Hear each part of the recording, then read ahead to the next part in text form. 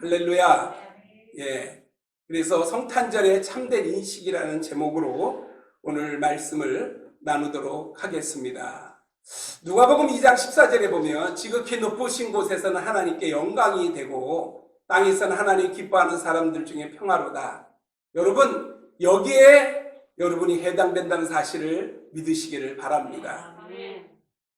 이 성탄절이라는 걸 지난주에 잠깐 얘기했는데, 크리스마스는 라틴어로 크리스투스와 이 마사를 이제 합성어인데, 그리스도의 탄생을 기념하는 모임. 그래서 우리를 구원하시려고 예수 그리스도께서 이 땅에 태어나신 날을 축하하고 예배드리는 그런 뜻을 담고 있습니다. 이 성탄절을 잘못 인식한 사람들이 성경에 세 부류로 나와 있는 것을 볼 수 있습니다. 그 첫째가 바로 여관 주인인데, 누가복음 2장 7절을 보면 첫 아들을 낳아 강보로 쌓아서 구유에 누였으니 이는 여관에 있을 곳이 없음이러라. 여기서 구유라는 요 단어가 굉장히 고급스러운 단어같이 보이는데, 좀 적나라하게 표현한 말 밥그릇입니다. 말 밥통이에요. 이 여관 주인이 사실 그 베들레헴에서 예수 그리스도가 탄생하는, 어떻게 보면 인생에 있어서 최대 절정적인 대박의 사건이 그에게 주어질 수 있었는데도 불구하고 예수가 누군지를 모름으로 말미암아 그에게 정말 찾아온 복을 찾버린 결과가 되었음을 알 수 있습니다. 예수 그리스도는 더 이상 구할 집이 없어서 결국 말 밥그릇에 예수가 탄생한 것을 알 수 있습니다. 이 얼마나 슬픈 사실입니까? 이 여관의 주인은 아마 죽어서 천국에 갔는지 지옥에 갔는지는 저도 모릅니다. 왜? 그 다음에 깨달음이 있어서 예수를 영접할 수도 있고 또 그대로 죽을 수도 있기 때문입니다. 어떻게든 간에 그는 예수를 믿었으면 더 후회했을 거고, 또 예수를 안 믿은 상태에서 갔을 때 그때 그분이 바로 메시아라는 사실을 알고 정말 후회를 많이 하는 모습을 보이지 않을까, 이런 생각이 듭니다. 오늘날도 예수님을 모시기 위하여 빈 마음이 준비되지 못한 사람들이 바로 여관 주인과 같다는 것입니다. 예수님은 지금 모든 사람의 마음을 두드리면서 찾고 있는데 그 마음을 내주지 아니하고 지금도 완고한 마음으로 예수를 거부하는 사람들이 많이 있습니다. 이 사람들이 바로 여관 주인과 같은 참 어리석은 인생임을 알 수 있습니다. 요한계시록 3장 20절을 보면 볼지어다 내가 문 밖에 서서 두드리노니 누구든지 내 음성을 듣고 문을 열면 내가 그에로 들어가 그로 더불어 먹고 그는 나로 더불어 먹으리라.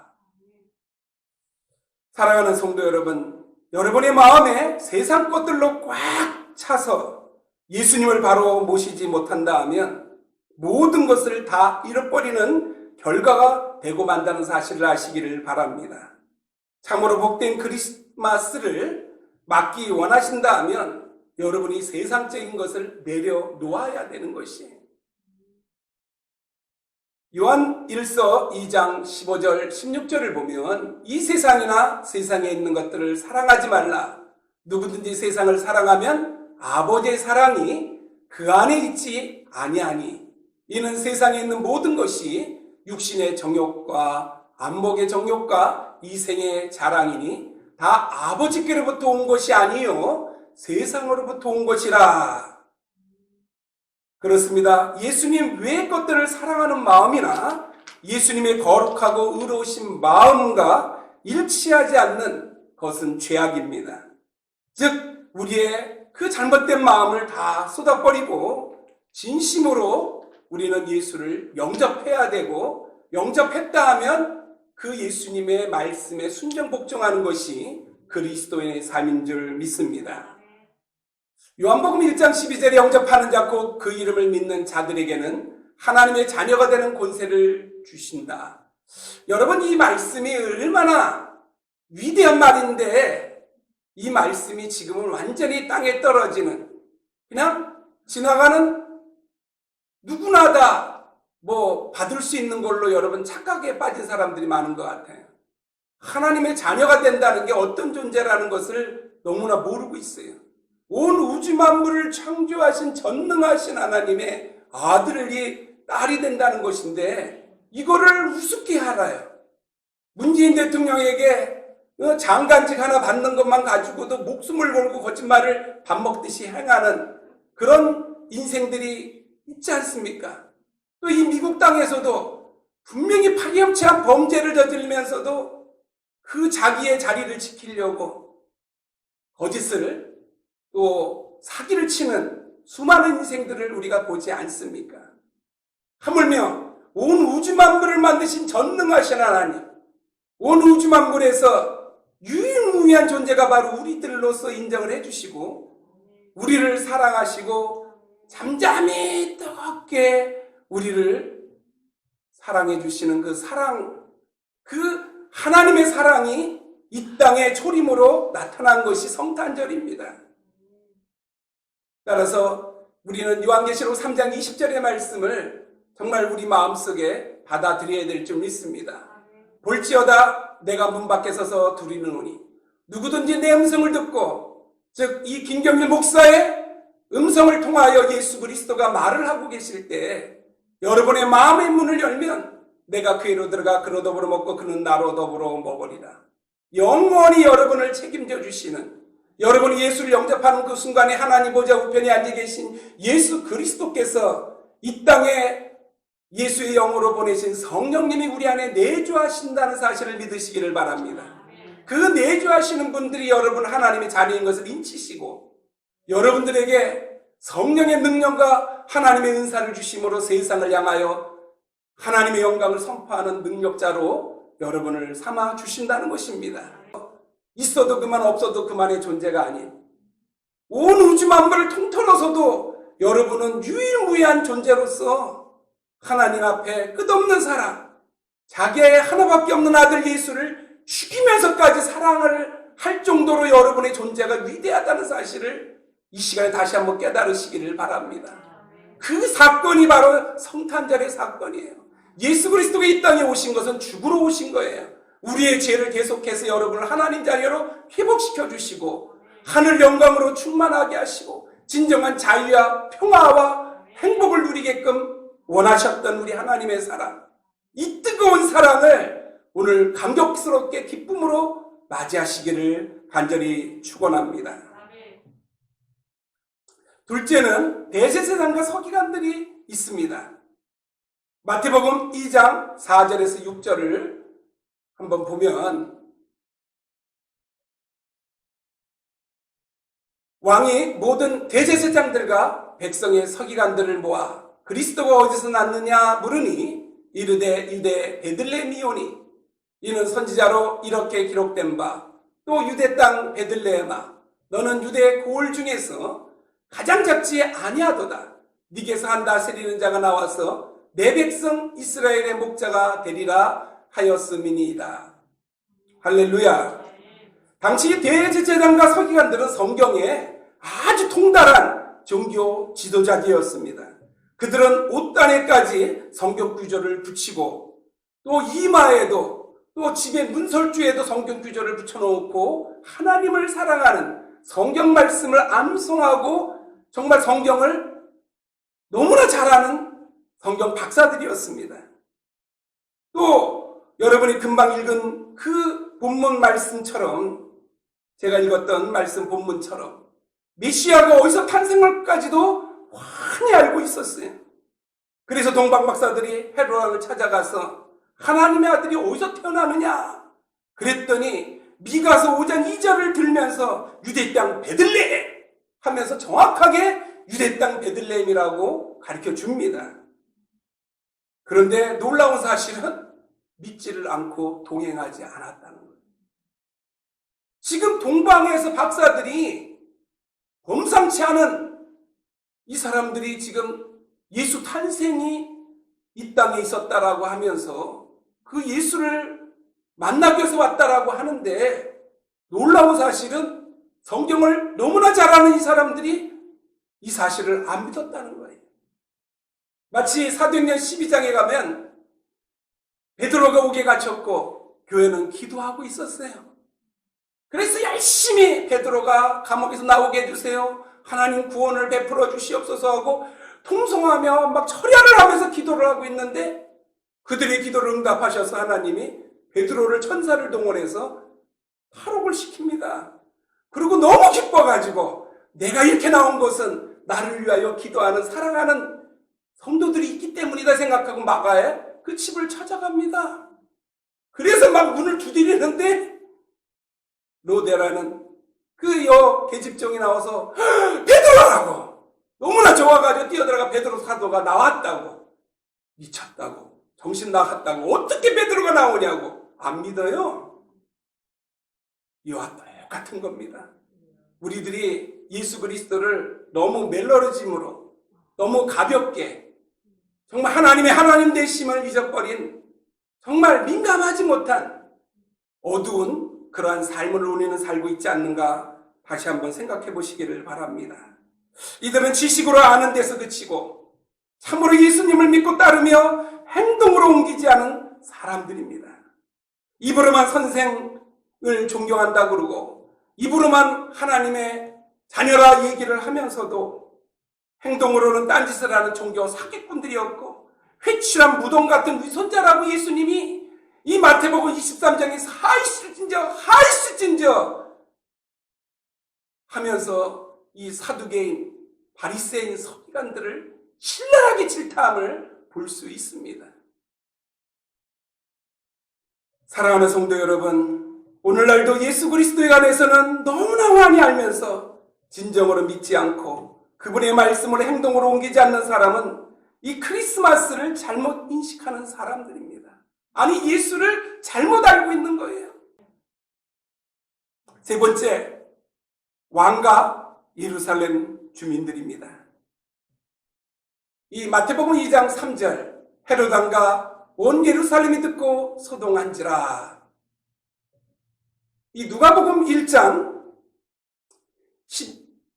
11절에서 20절을 보면 바로 거기에 그 들에서 목자들이 양을 치고 있었는데 천사들이 나타나서 우리가 아까 읽었던 지극히 높은 것은 하나님께 영광이고 땅에서는 기뻐하심을 입은 사람들 중에 평화라 하면서 예수 그리스도의 탄생을 알려주니까 그들이 베들레헴에 가서 예수를 만납니다.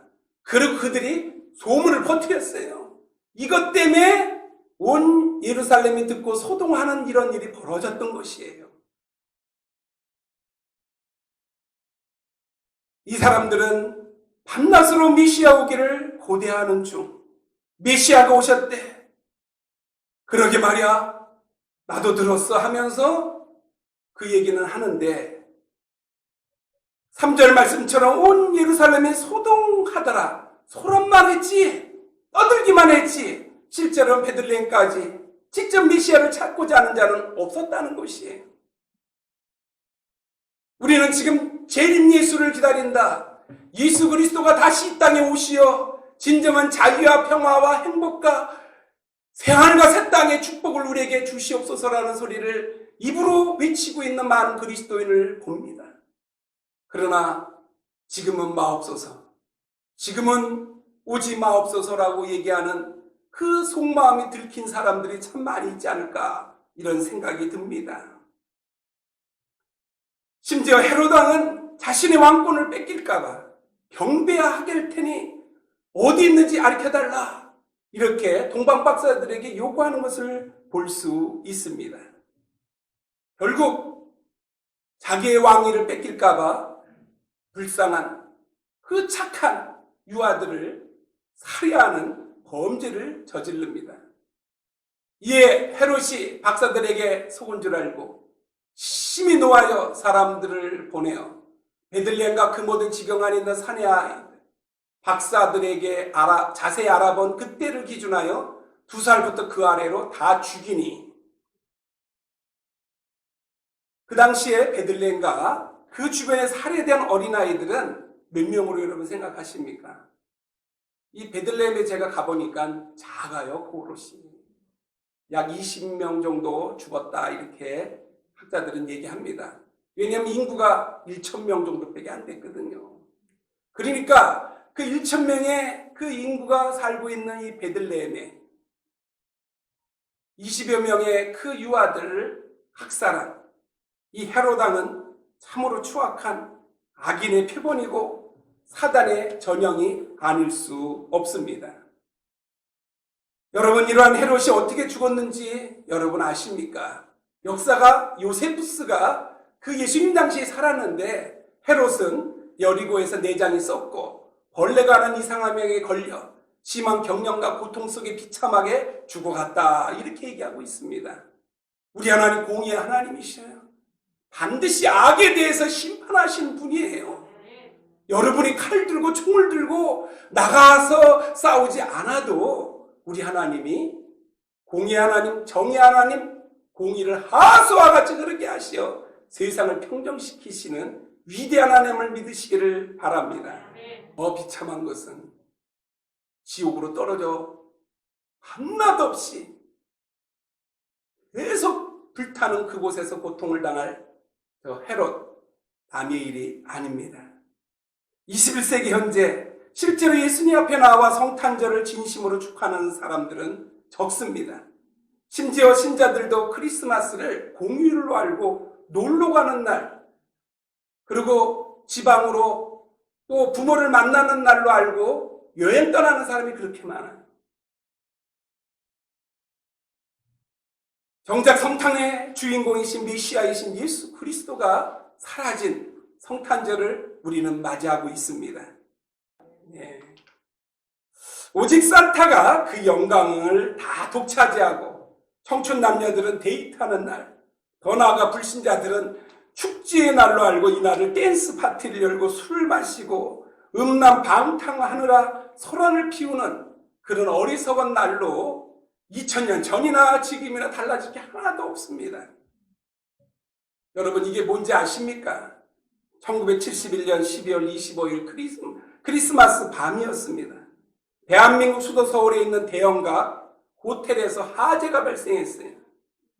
저는 그것을 TV로 보면서 아비규환, 부상 63명, 사망자 163명이 나오는, 당시 박정희 대통령이 현장까지 출동해서 저것을 지켜봤는데, 저기서 지금 사람들의 표정이 여러분 잘 안 보일 텐데 정말 너무나 절박한 모습인데, 저는 저 모습을 어떻게 보느냐, 지옥에서 지금 고통당하는 사람들이 저 모습이 아닐까, 이런 생각이 들어요. 물론 전부는 다 아니겠지만 소란스럽게 지내다가 무서운 꼴과, 그리고 예수님을 진정 영접치 않은 자들은 그 죽음 이후에 더 참혹한 지옥을 경험했다는 것을 상상할 때마다 정말 가슴이 아프고 제 눈에서 눈물이 납니다. 성탄절을 참되게 인식한 동방 박사들, 여기서 우리가 좀 배울 게 있을 것 같아요. 이 마태복음 2장 1절에 3절 우리가 읽었는데 한번 다 같이 한번 읽어보겠습니다. 시작. 헤롯 왕 때 예수께서 유대 베들레헴에서 나심에 동방으로부터 박사들이 예루살렘에 이르러 말하되 유대인의 왕으로 나시니가 어디 계시냐? 우리가 동방에서 그의 별을 보고 그에게 경배하러 왔노라 하니 헤롯 왕과 온 예루살렘이 듣고 소동한지라. 소동할 이유가 없어요. 기쁨으로 가서 영접하고 만나면 되는 것이 왜 소동이 납니까? 여러분, 이 그림은 그 동방박사 경배라는 유명한 그림이 이제 세 가지가 나옵니다. 레오나르도 다빈치가 그린 이 동방박사 경배고, 요거는 이제 렘브란트가 그린 것인데, 여기서 이제 그 제일 그림이 화려하고, 이것은 누구냐? 보티첼리가 그린 것이에요. 이 필란체 우피치 박물관에 있는데 1475년에 그린 거예요. 그런데 여기서 보면 주인공이 저 사진에 그 화가가 누구냐면 이 사람이 바로 저기 여기 얼굴, 지금 이쪽을 바라보고 있는 사람, 유일하게 예수를 다들 바라보고 한 사람만 옆 사람하고 얘기하고 한 사람만 우리를 바라보고 있는데, 저 사람이 바로 이 보티첼리라는 화가예요. 이게 자기가 그렸다는 거를 인증을 하고 있는 것이에요. 이런 거를 나르시즘에 빠져 있다. 자기의 모습을 나타내는 그런데 이 그림에서 중요한 것은 예수 그리스도라는 것이에요. 그리고 또 여기서도 이 레오나르도 다빈치에서도 역시 예수 그리스도가 중요한 인물로서 등장하는 것을 볼 수 있습니다. 이 렘브란트에 대해서는 아주 우리가 배울 게 많아요. 이건 좀 이따 다시 한번 얘기하겠어요. 첫째, 동방박사들은 성경 말씀대로 믿고 곧 결단을 내리고 실천했다는 것이에요. 이 마태복음 2장 2절에 보면 유대인 왕 나시니가 어디 계시냐? 우리가 동방에서 그의 별을 보고 그에게 경배하러 왔노라. 메시아가 올 때 별이 나타내라라는 이 민수기 24장 17절의 말씀이 있습니다. 한 별이 야곱에게서 나오며 한 홀이 이스라엘에게서 일어나리라. 이 말씀을 그들은 그대로 믿었던 것이에요. 그리고 동방박사들은 그 이상한 큰 별이 나타나자마자 곧 예물을 준비해가지고 바로 떠난 것을 알 수 있습니다. 마치 예수님의 제자를 부르셨을 때 마태복음 4장 18절에서 22절을 보면 예수님의 부르심에 대하여 베드로와 안드레는 곧 그물을 버려두고 예수를 쫓았더라. 그리고 또 21, 22절에 보면 4장 야고보와 요한이 배와 부침과 그물을 버려두고 예수를 쫓았더라. 오늘날 우리들도 주일날 교회에 나오는 것이 사명으로 알고 생명으로 여기는 그러한 여러분 되시기를 간절히 축원합니다. 이 동방박사들도 예수님 탄생했다는 소식을 알고 거기가 얼마나 먼지 상상도 못하면서 머나먼 길을 정말 산 넘고 물 건너 오신 동방박사들에 비하면 우리들은 집 근처잖아요. 또 뭐 멀다 그래도 우리 집은 저 LA인데 41마일밖에 안 됩니다. 뭐 저희 집보다 더 먼 데서 오신 분도 혹시 있을지 모르겠지만 여러분에게 제가 드리고자 하는 것은 예수를 만난다는 것은 큰 복이라는 사실을 믿으시기를 바랍니다. 오늘날 주일날에 교회, 아니 심지어 비대면 예배, 즉 유튜브나 줌으로도 신령과 진정으로 예배를 안 드리면서 마음으로만 하나님 예수님을 믿는다는 사람이 너무나 많아졌어요. 아주 뻔뻔스러울 정도로 아주 그냥 당당하게 얘기를 합니다. 특히 코로나 바이러스 대유행 이후에는 아주 차고 넘치고 있어요.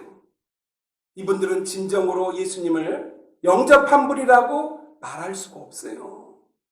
왜 그러냐 하면 야고보서 2장 19절 20절에는 정확하게 우리에게 말해주고 있어요. 네가 하나님 한 분인지를 믿느냐? 잘하는도다. 귀신들도 믿고 떠느니라. 여러분 여기서 분명히 알아야 되는 게 뭐냐 하면 귀신들도 믿는데요. 그런데 떤대요. 왜 떨겠어요? 받아들일 수가 없는 거예요. 행동으로 섬길 수가 없는 거예요. 배적자, 반역자, 반란자거든요. 여러분이 예수 그리스도를 믿는다 그러면서 교회를 안 가는 것, 여러분이 예수를 믿는다 그러면서 예배를 드리기를 싫어하는 것, 예수를 믿는다 하면서 찬송 부르는 것을 기뻐하지 아니하고 세상 유행가나 또는 트롯을 좋아한다 그러면 여러분은 지금 아주 잘못돼도 한참 잘못된 것이라는 것을 아시기를 바랍니다. 그래서 허탄한 사람아 행함이 없는 믿음이 헛것인 줄을 알지 못하느냐.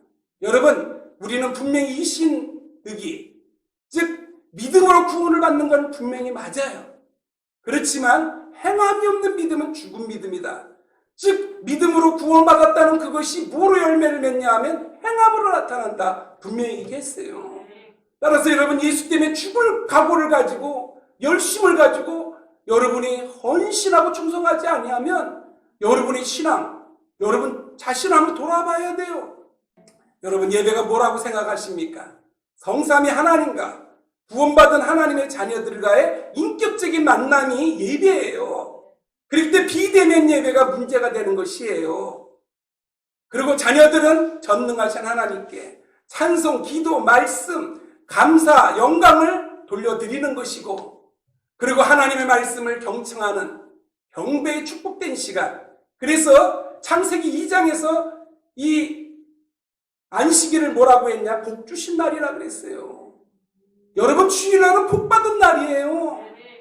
여러분 어디 가서 복을 받으려고 주일날 여러분이 교회를 안 나오고 방황을 하십니까? 우리 하나님께 나오시기를 바랍니다. 너를 축복하는 자에게 축복하고 너를 저주하는 자에게 내가 저주하리니 너는 복의 근원이 될지어다.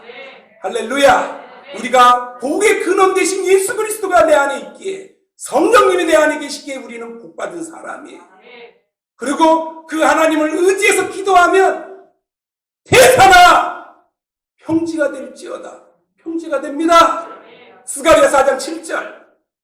사람이 힘으로 능으로 되지 아니하오지 여호와의 신 성령으로 모든 것이 승리하는 줄 믿습니다. 둘째, 동방박사들은 오직 예수님만 경배했습니다. 마태복음 2장 9절에 10절을 보면 박사들이 왕의 말을 듣고 갈새 동방에서 보던 그 별이 문득 앞서 인도하여 가다가 악이 있는 곳 위에 머물러 서 있는지라 그들이 별을 보고 매우 크게 기뻐하고 기뻐하더라. 할렐루야. 이 헤롯 왕을 만난 후에 동방에서 보던 그 별을 다시 발견이 됩니다. 그리고 베들레헴으로 그들이 발걸음 옮기게 되는데, 그럼 베들레헴에서 예루살렘에서 베들레헴까지 몇 킬로? 약 10킬로 정도 돼요. 근데 참 낙후돼 있어요, 베들레헴이. 그래서 예루살렘에서 아마 베들레헴까지 10킬로 정도 되니까 아마 하늘에 떠 있으니까 빛이, 강렬한 빛을 아마 대낮에서는 보기가 어려웠을 것이고, 또 대낮에서는 별을 보기가 어려웠겠죠. 그러나 그들이 기다리면서 찾았으면 참 좋은 일이 있었을 텐데, 참으로 아쉬운 거는 그들이 초지일간 예수님만을 계속해서 찾고 또 기다리면서 찾았으면 예루살렘에서 큰 소동도 안 일어났을 것이고, 그렇지 않았으면 2살 이하의 아이들이 죽음을 당하지 않았을 것입니다.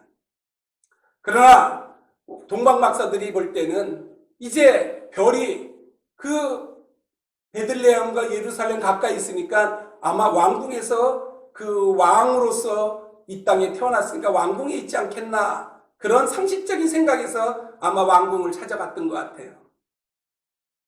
이와 같이 우리가 하나님 말씀을 끝까지 붙잡고 나가야지, 우리의 경험, 지식을 앞세워가지고 마지막 순간에 포기하고 자기 생각을 행동으로 실천하게 되면 이 동방박사들이 유일한 흠이 바로 이거였어요. 그렇기 때문에 우리도 원치 않는 그런 문제를 야기할 수 있다는 사실을 항상 기억하면서 초지일간 처음부터 끝까지 하나님 앞에 기도하고 하나님 뜻을 찾아가는 여러분 되시기를 바랍니다. 11절에 엎드려 경배했다라고 이제 나오는데, 즉 엎드려 아기께 경배하고, 동방박사들은 예수님께서 말구에 누워있다고 가볍게 여기지 않으셨어요. 또 의심도 하지 아니하고 이분이 바로 왕중왕, 킹 오브 킹, 예수 그리스도가 바로 아기 예수라는 사실을 깨닫고 정성껏 경배했음을 알 수 있습니다. 여기서 이제 렘브란트가 그 그림을 그렸는데, 저 위에 서 있는 사람은 바로 이 지상의 왕 헤롯 왕을 그린 거예요. 그리고 저 밑에 스포트라이트를 받고 있는 어린아이가 바로 천상의 왕 예수 그리스도를 말하고 있습니다. 그래서 이 사건을 이 그림을 보면서 좀 설명하면 재밌을 텐데 시간이 없는 관계로 이 정도로 하고, 근데 이제 마리아가 지금 예수님께 경배하고 있는 저 동방박사의 그 모습을 보면서 고개를 휙 돌리면서 무슨 얘기를 했을까? 아마 이런 얘기를 했을 거예요. 깜짝 놀라면서 이 사람도 나처럼 예수님께 경배하고 있네? 아마 이런 생각을 했을 거라는 생각이 들어요. 왜? 아니 어린아이가 뭐 그렇게 대단하다고 그 어린아이한테 막 지극정성을 쏟고 있어요. 그것도 어떤 것이에요? 보배합을 열어서 황금과 유황과 모략을 예물로 드리면서 경배하는 모습에 이 마리아도 요셉도 엄청난 충격을 받지 않았나, 그런 생각이 듭니다. 이 렘브란트의 동방박사 경배, 이게 1632년에 지금 러시아 생트페테르부르크의 그 에르미타슈라는 그 미술관에 있어요. 그래서 이 그리자유 기법이라 그래서 낡은 사진을 찍을 때 색을 가지고 그걸로 명암을 빛과 어둠의 대조로 해서 그림을 그리는 아주 세계적인 대작가예요. 이 사람이 그린 걸작 중에 하나가 뭐냐면 탕자의 그 귀환, 그것이 그 생테페테르부르크에 가도 있고 아마 여기 그 모조품이 아마 있는 것 같아요. 뉴욕에도. 그래서 정말 저분이 그 신앙 안에서 그림을 참 잘 그리겠다 이런 생각이 듭니다. 이 세 가지 예물을 드렸는데 이 세 가지 예물, 그 첫 번째 황금은 예수의 왕권을 의미하는 거예요. 둘째는 유황은 신께 드리는 제사정적으로 쓰이는 물질적 면에서 예수님의 신성을 말하고 있고, 셋째 몰약이라는 것은 시체에 발라 방부제로 쓰인다는 점, 요한복음 19장 39절에 나옵니다. 예수의 고난과 죽음을 상징한다고 할 수 있습니다. 즉 이 동방박사들이 이 예물을 가져오게 된 것도 하나님의 성령의 역사라는 사실을 여러분 아시기를 바랍니다.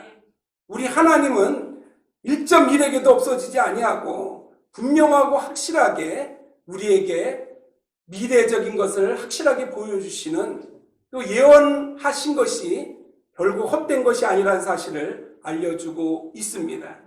이사야서 60장 6절에 보면 바로 허다한 낙타, 미디안과 에바의 어린 낙타가 네 가운데서 가득할 것이며 스바 사람들은 다 금과 유향을 가지고 와서 여호와의 찬송을 전파할 것이며, 바로 이 말씀에서 우리는 이 황금과 유황 그리고 이스라엘의 회복에 대한 이사야 선지자의 저 비전과 꿈에 대한 것이 아주 적나라하게 아름답게 펼쳐져 있는 것을 볼 수 있습니다. 너희는 일어나 빛을 발하, 하나님 영광이 네 위에 임하였느니라. 바로 지금이 그때라는 사실을 믿으시기를 바랍니다. 저는 어두움이 깊어지면 깊어질수록 별은 더 빛나는 것이고 새벽은 가까워 온다는 것을 여러분 믿으시기를 바랍니다. 지금 코로나 바이러스로 지금 우리가 굉장히 어려운 시기를 겪고 있어요.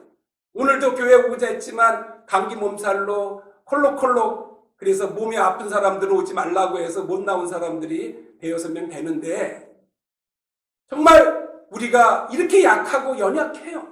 그러나 우리 하나님이 지켜주시면 우리에게는 겁날 것이 없음을 믿으시기를 바랍니다.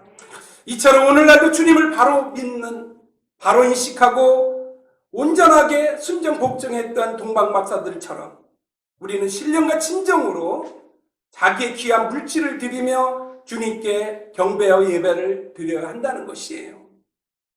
여러분이 이 물질을 드리는 것은 하나님이 여러분에게 주신 재물의 10분의 1을 떼서 하나님께 드리는 거고, 또 그 물질을 또 하나님께 감사를 드림으로 해서 하나님 나라가 전파되고 또 선교사나 하나님 교회가 세워지는데 크게 사용되는 생명의 약이 된다는 것을 여러분 아시기를 바랍니다. 그렇기 때문에 목사가 받는 복, 선교사가 받는 복, 물질을 함께한 평신도들과 동일한 복이라는 사실을 믿으시기를 바랍니다.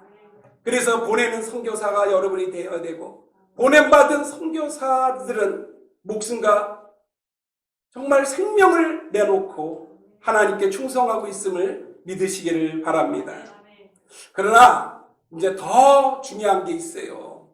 뭐냐면 로마서 12장 1절, 너희 몸을 하나님이 기뻐하시는 거룩한 산제사로 드려라. 이는 너희가 드릴 영적 예배니라. 여러분, 신령과 진정으로 예배 드리는 게 더 중요하다는 거예요. 그래서 정말 하나님은 그 제사를 기뻐하는 게 아니라 하나님 앞에 신령과 진정으로 드리는 우리의 마음이 중요하다는 것입니다. 그래서 우리는 다시 한번 이 시간에 생각해야 될 것은, 여러분이 주일날 교회 오기 전에 여러분이 세상에서 범죄하고 실수할 수 있고 또 잘못된 그런 부분이 있을 때 미리 성전에 와 앉아서 예수 그리스도 이름으로 요한일서 1장 9절을 의지해서 여러분들이, 만일 우리가 우리의 죄를 자백하면 저는 밉보시고 의로우사 우리의 죄를 사하시며 모든 불의에서 우리를 깨끗게 하시는, 너희 죄가 신혼 같을지라도 주혼 같을지라도 양과 같이 흰눈같이 휘어진다라고 하는 이사야서 1장 18절의 약속처럼 우리는 의로운 상태에서 예배를 드려야 된다는 것입니다. 예수 그리스도의 이름으로 고백만 하면 우리의 죄는 다 없어지고 용서를 받고 우리는 의로운 상태에서 예배를 드릴 때 우리 하나님은 그 제물을 받으시는 거예요. 그게 바로 거룩한 산 제물이라는 사실을 믿으시기를 바랍니다. 이제 우리는 올바른 성탄절의 인식을 가지고 이제 초림하신 예수님을 진심으로 축하하고 진심으로 기뻐해야 됩니다. 그래서 저희 교회에서는 25일 날 성탄절 칸타타를 준비했어요. 세계적인 피아니스트와 아주 잘생기고 아주 뛰어난 믿음의 용사들이 지금 이 칸타타를 준비하고 있습니다. 12월 25일 12시 커밍 순 기다리시기를 바랍니다. 다시 한번 기쁨으로 성탄절을 축하하며 또 오늘 이 자리에 오신 여러분들을 환영합니다. 우리 예수 잘 믿읍시다. 진짜 예수 믿는 하나님의 사람으로 역사에 확실하게 기록되는 믿음의 용사 되기를 간절히 축원합니다.